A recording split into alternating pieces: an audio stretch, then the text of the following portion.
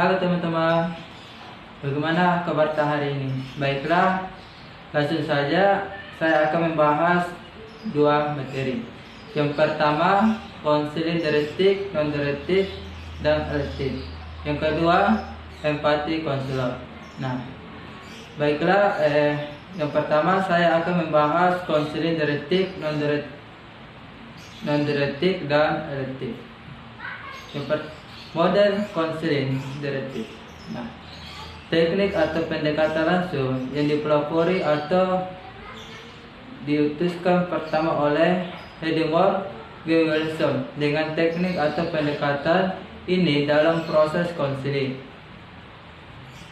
kebanyakan berada di tangan konselor. Jadi dalam hal ini konselor lebih banyak mengambil inisiatif dalam proses konseling, sehingga klien tinggal menerima apa yang dimukakan oleh konselor.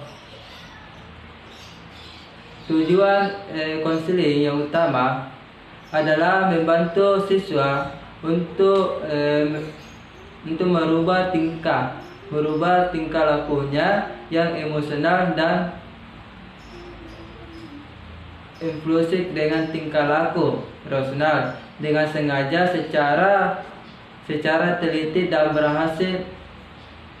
berhati-hati. Nah, berikut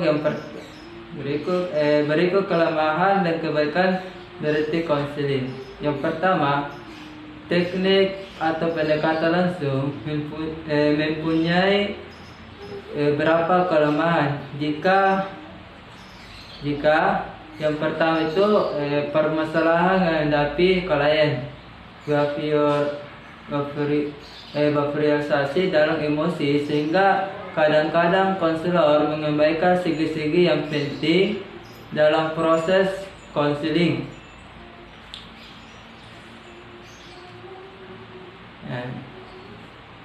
Yang kedua, dianggap oleh klien sebagai perampasan tanggung jawabnya. Yang ketiga, belum terdapat data-data, fakta, dan informasi yang cukup jelas, sehingga pemecahan permasalahan dengan teknik ini pada akhirnya akan kabur. Kemudian dengan inisiatif yang datang langsung dari konselor bisa menyebabkan adanya instansi antara konselor dengan klien. Keaktifan lebih banyak terletak dengan konselor. Nah, di bagian kedua, teknik ini mempunyai kebaikan dan antaranya dalam keadaan tertentu. Kalau klien putus asa, rendah diri, takut, cemas, dan peranan konselor memegang peranan penting untuk mulai wawancara.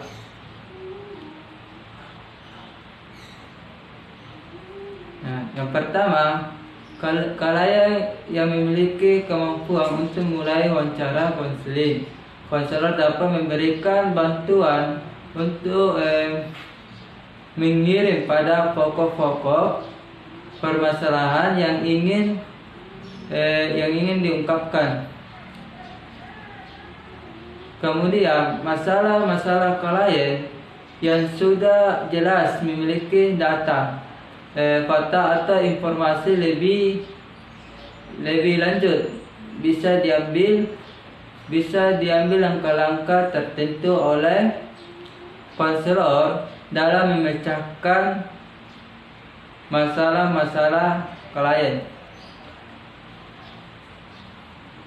Klien yang telah mampu dan mau menerima hasil dari proses konseling untuk selanjutnya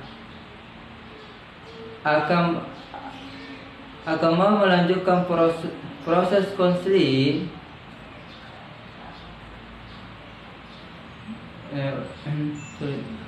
Yang pertama itu, yang kemudian non-dialektik konseling. Nah, teknik atau pendekatan non-direktif konseling.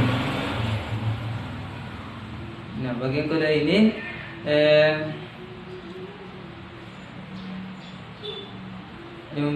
dia membahas memberikan suatu gambaran bahwa dalam proses konseling yang menjadi pusatnya adalah klien, bukan konselor. Oleh karena itu dalam proses konseling ini aktivitas banyak diciptakan di pundak klien itu sendiri dalam pemecahan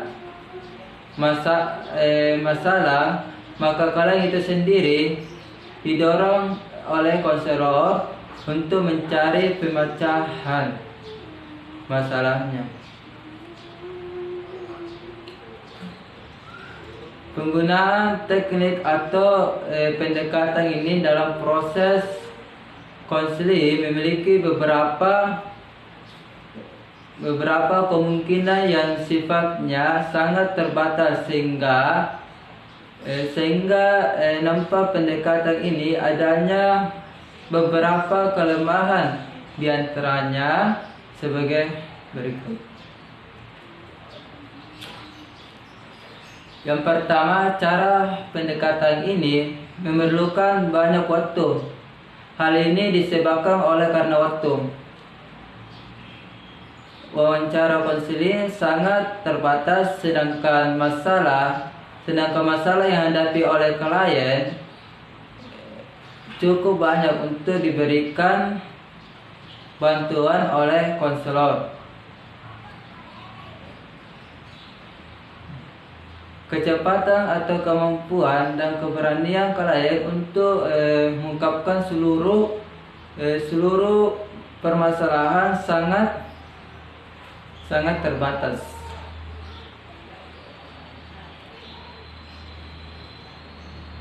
Kemudian itu kesukaran klien dalam menerima dan memahami diri sendiri.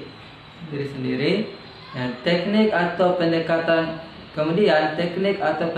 ini menuntut sifat kedewasaan dari klien disebabkan karena klien harus dapat menerima dan memahami dirinya sendiri untuk memecahkan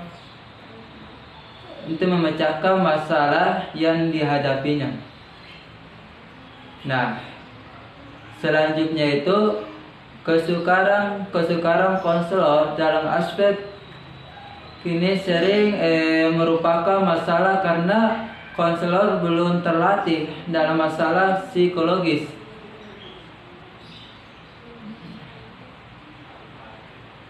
Di bagian kedua, apabila teknik atau pendekatan ini digunakan dalam proses konseling, biasanya banyak membantu, terutama apabila ada 6. Yang pertama itu klien mengalami kesukaran emosi dan tidak dapat menganalisa secara rasional dan logis.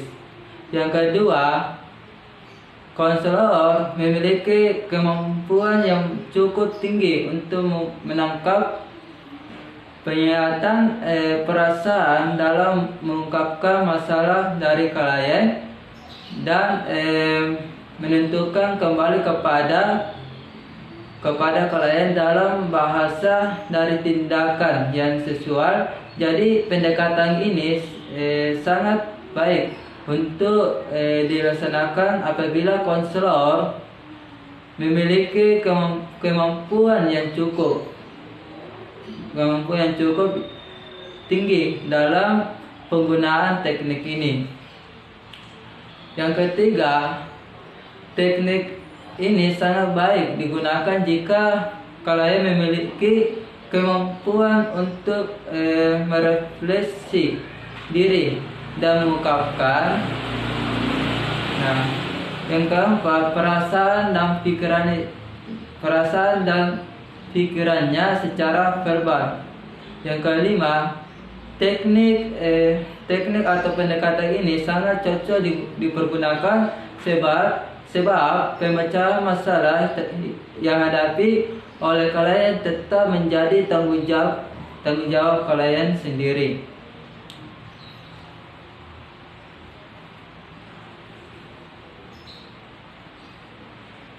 Nah, kemudian itu elective counseling. Teknik dan pendekatan elective counseling sering digunakan oleh konselor. Nah, disebabkan karena dari beberapa orang konselor dalam pengalaman mengadakan konseling dibuktikan bahwa keduanya teknik atau pendekatan di atas mempunyai kebaikan dan kelemahan masing-masing. Nah, seseorang konselor akan berhasil menjalankan tugasnya tidak hanya berpegang pada salah satu teknik atau pendekatan, tetapi menggunakan bermacam-macam teknik atau pendekatan yang disesuaikan dengan sifat masalah klien dan situasi konseling. Kemudian itu ada membahas mengenai tujuan konseling elective. Nah, tujuan konseling menurut Fetty adalah membantu klien untuk mencari solusi yang berkaitan dengan permasalahan dengan bimbingan dan konselor. Klien dan konselor sama-sama aktif dalam mencari solusi. Konselor bertindak sebagai pengarah atau manajer bagi klien untuk melewati tahapan-tahapan dalam pengatasan masalahnya.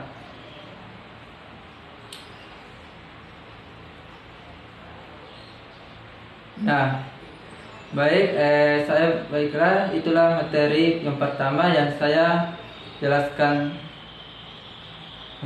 tadi. Nah, saya berangkat di materi kedua mengenai empati konselor. Nah, kemudian saya akan membahas pengertian empati. Empati adalah salah satu keterampilan yang sangat penting bagi seorang konselor karena membantu menciptakan lingkungan yang aman dan mendukung bagi klien. Dengan empati, konselor dapat membantu klien mereka menjelajahi dan memahami emosi mereka sendiri, mengatasi tantangan dan konflik, serta mengembangkan pemahaman diri yang lebih dalam. Namun, penting juga bagi konselor untuk mempertahankan batas yang sehat antara diri mereka dan klien mereka. Nah, adapun faktor-faktor yang mempengaruhi kemampuan seseorang konselor dalam pengungkapan empati konseling. Terdapat beberapa faktor yang dapat mempengaruhi kemampuan seorang konselor untuk mengungkapkan empati kepada klien. Berikut adalah beberapa faktor yang memungkinkan memainkan peran penting dalam kemampuan konselor untuk mengungkapkan empati. Yang pertama, keterampilan komunikasi. Konselor perlu memiliki keterampilan komunikasi yang baik agar dapat mengungkapkan empati dengan efektif.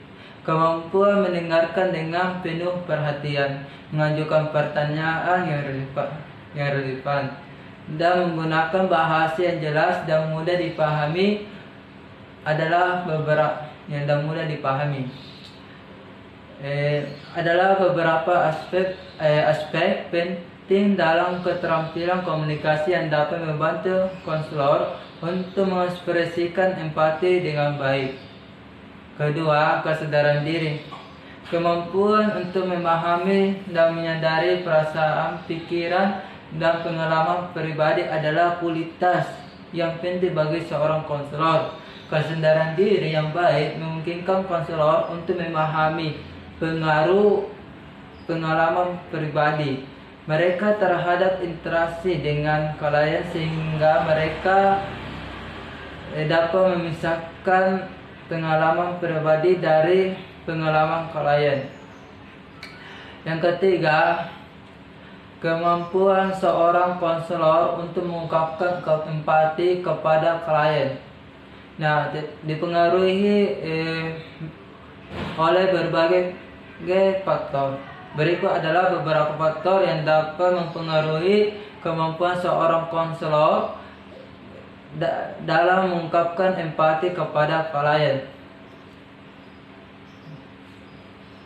Yang keempat, seorang konselor yang memiliki tingkat kesadaran diri yang tinggi akan lebih mampu mengenali dan mengelola emosi mereka sendiri. Dengan pemahaman yang baik tentang diri sendiri, konselor dapat lebih mudah memahami dan merasakan apa yang dirasakan klien. Yang kelima, kemampuan seorang konselor untuk mengungkapkan empati kepada klien dipengaruhi oleh beberapa faktor. Berikut adalah beberapa faktor yang dapat mempengaruhi kemampuan konselor dalam mengungkapkan empati kepada klien. Yang keenam, konselor yang memiliki tingkat kesadaran diri yang tinggi memiliki kemampuan yang lebih baik untuk mengakui dan memahami perasaan dan pengalaman pribadi. Yang ketiga, pentingnya empati bagi seorang konselor. Kemampuan empati sangat penting bagi seorang konselor karena memungkinkan mereka untuk memahami dan merasakan pengalaman, perasaan, dan perspektif klien mereka dengan lebih baik. Berikut adalah beberapa cara yang dapat membantu konselor mengembangkan dan meningkatkan kemampuan emosi mereka. Yang pertama, praktik refleksi diri. Konselor dapat mengambil waktu untuk merefleksikan diri dan menilai perasaan dan reaksi mereka sendiri terhadap situasi konseling dengan memahami diri sendiri dengan lebih baik. Konselor dapat menjadi lebih sadar akan pengaruh pribadi mereka pada proses konseling. Yang kedua, pendidikan dan pelatihan. Konselor dapat mengikuti program pendidikan dan pelatihan yang fokus pada pengembangan kemampuan empati. Ini dapat meliputi pelatihan dalam mendengarkan aktif, membaca bahasa tubuh, memahami emosi, dan mempraktikkan teknik-teknik komunikasi yang membantu memperkuat keterampilan empati. Yang ketiga, meningkatkan kesadaran diri. Konselor harus secara terus-menerus memperhatikan dan memahami perasaan, pikiran, dan reaksi mereka sendiri terhadap klien. Kesadaran diri yang baik akan membantu mereka mengenali perspektif mereka sendiri dan membedakan antara pengalaman pribadi mereka dengan pengalaman klien. Nah, keempat, kesadaran diri. Penting bagi seorang konselor untuk memiliki pemahaman yang mendalam tentang diri mereka sendiri, termasuk pengalaman pribadi, nilai-nilai dan keyakinan mereka. Melalui introspeksi dan refleksi, seorang konselor dapat memahami emosi dan sikap mereka sendiri yang pada gelarannya memungkinkan mereka untuk lebih baik memahami emosi dan sikap klien. Yang kelima, kesadaran diri. Konselor perlu memiliki kesadaran yang mendalam tentang pikiran, perasaan, dan rasa mereka sendiri. Mereka harus mengenali dan memahami pengalaman pribadi mereka sendiri untuk dapat lebih memahami dan menyampaikan empati kepada klien. Kemudian perbedaan tingkat empati antar konselor yang berbeda. Terdapat perbedaan dalam tingkat empati antara konselor yang berbeda. Empati adalah kemampuan untuk memahami dan merasakan secara emosional pengalaman dan perasaan orang lain. Tingkat empati seseorang dapat dipengaruhi oleh berbagai faktor, termasuk pengalaman pribadi, kepribadian, latar belakang pendidikan, dan pelatihan profesional. Konselor yang memiliki tingkat empati yang tinggi cenderung lebih mampu mengerti dan menghubungkan diri dengan pengalaman dan perasaan klien mereka. Nah itulah hasil materi yang saya sampaikan pada hari ini. Semoga bermanfaat bagi kita semua. Saya tutup video ini.